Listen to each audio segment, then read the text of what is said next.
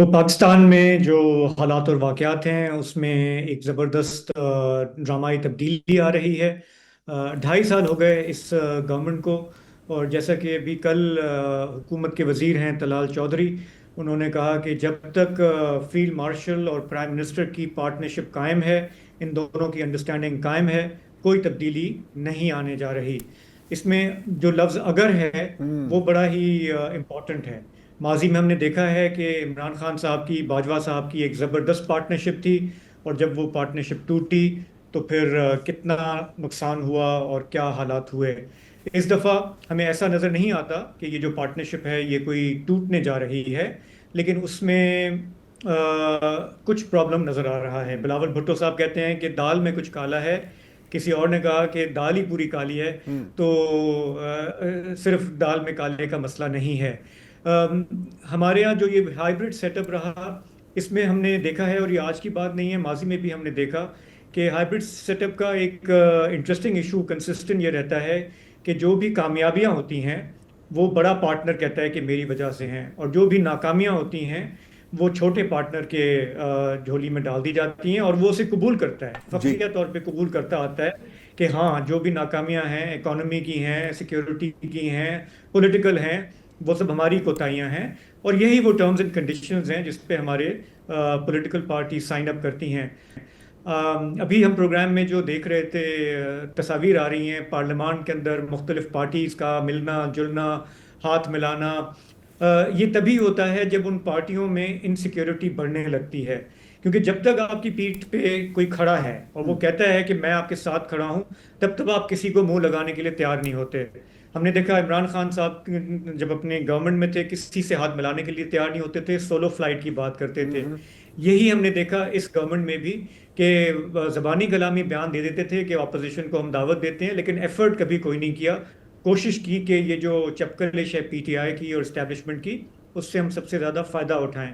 अब जबकि मुस्लिम लीग नून के अंदर इनसिक्योरिटी आ गई है, पीपल्स पार्टी को एक अपनी इनसिक्योरिटी है कि कश्मीर के इलेक्शन में हमारे साथ धांधली हुई, तो सब ने इधर उधर हाथ बढ़ाना शुरू कर दिया है, और सबको ये नज़र आ रहा है कि at the end of the day politician को पॉलिटिशियन से बात करनी होगी। सर। हम जिनके कंधे पे चल चल रहे होते हैं, जिनके जोर पे चल रहे होते हैं, गुरूर कर रहे होते हैं, अगर उनका थोड़ा सा मूड चेंज हो जाए तो फिर घूम फिर के पॉलिटिशियन को पॉलिटिशियन से ही बात करनी पड़ती है। अभी नादिर ने बात की पीपल्स पार्टी के हवाले से, कि उन्होंने कहा है कि हम क्या कौमी मफाद में जो लेजिस्लेशन आएगी उसमें साथ देंगे। तो आज उसकी मिसाल सामने आ गई कि एक कानून साजी थी, कैबिनेट ने अप्रूव कर दी, आज वो एजेंडे पे नहीं थी, वो पार्लियामेंट में आ गई। पीपल्स पार्टी ने उसके हक में वोट दिया, क्योंकि उसके मुताबिक ये मुल्क के अजीम तर मफाद में था। तो मेरा नहीं ख्याल कि पीपल्स पार्टी कहीं जा रही है। ना वो अपने सूबों में हुकूमत को सेक्रीफाइस करने के लिए तैयार है, न प्रेसिडेंसी को, न गवर्नरशिप को, न न गिलगित बल्तिस्तान को। और बिलावल साहब भले जो भी बयान देते हैं वो ठीक है, लेकिन अगर पीपल्स पार्टी को समझना है तो नज़र आसिफ जरदारी साहब पे रखनी है, और वो बहुत क्रिस्टल क्लियर हैं कि उन्हें इस सिस्टम का हिस्सा रहना है, जी। उसको नहीं छोड़ना है। ये जो सूबों का डिबेट है ये हम देखेंगे ये कहाँ पे चलती है, कहाँ पे आके दम तोड़ती है। लेकिन इस वक्त पीटीआई का जो औसत ने भी बात की, वो ये कि ये बात सही है कि उनके मैनिफेस्टो में ये बहुत क्लियरली लिखा है कि हम सूबे बनाना चाहते हैं, हम डिवीजन लेवल पे जाके सूबे बनाना चाहते हैं। ये उनकी एक पुरानी पोजीशन है, लेकिन उसको भी अब वो ये क्वालिफाई कर रहे हैं। वो देख रहे हैं कि सिंध में क्या रिएक्शन है, वो देख रहे हैं कि दूसरी जगह, वो उसको क्वालिफाई कर रहे हैं कि लेकिन जब तक इत्तेफाक राय नहीं होगा तो हम इस तरफ नहीं जा सकते। तो ये बात सही है कि इस्टेब्लिशमेंट की ख्वाहिशात और पीटीआई का पुराना मैनिफेस्टो, उसमें मुमासलियत नज़र आती है, लेकिन ये इतना आसान नहीं होगा कि आप पीटीआई को साथ मिला लें और पीपल्स पार्टी को साइडलाइन कर लें। ये बहुत ही एक एक्सक्लूसिव इशू है। मेरी पर्सनल ये राय है, मुझे लगता है कि इसमें उलझाया जा रहा है बहुत सारी पार्टीज को, लोगों को, पब्लिक ओपिनियन को। असल जो है वो प्रॉपर्ली एक फटीग एलिमेंट भी हो सकता है कि अब इन लोगों के साथ हमने काफ़ी चल लिया, हाँ। जो भी हमें काम करवाने थे, अमेंडमेंट्स करानी थी, वो हमने कर ली हैं। आगे जो हम हमारी ख्वाहिशात हैं वो पूरी शायद ये ना कर पाएं, इनकी अपनी मजबूरियां हैं, तो हमें थोड़ा सा मैदान को खोलना चाहिए।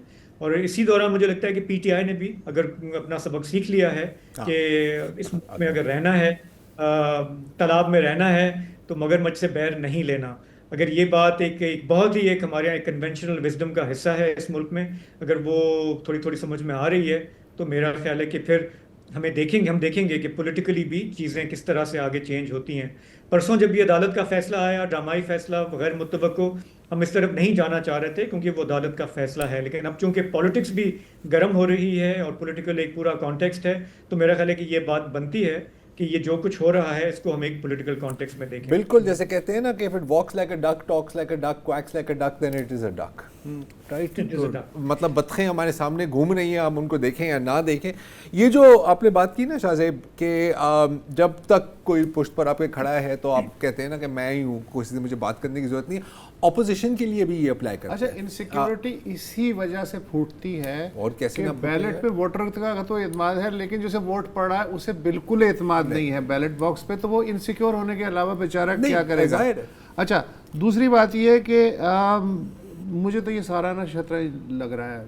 मतलब आज की मैं बात नहीं कर रहा, जब से मैंने होश संभाला है कि कभी घोड़ा ढाई घर चल जाता है, कभी बादशाह घेर लिया जाता है, कभी प्यादे से प्यादा पिट जाता है, एक मनोरंजन लगा रहा है, लोग मसरूफ रहे और जो सिस्टम ड्राइवर्स हैं उनका काम चलता रहे। मुझे तो ये लगता है। मैं इस MCQ में ऑप्शन डी को टिक कर रहा हूं जो कहती है ऑल ऑफ द अबव। ठीक है, हाँ, ये सारी चीजें हैं, सारी चीजें। तो बस तुमने इतनी आला बात कर दी, बस छोड़ दो, प्रोग्राम चल नहीं सकता, चलाओ ही ना, बंद कर दो यार ये प्रोग्राम। खुदा हाफिज।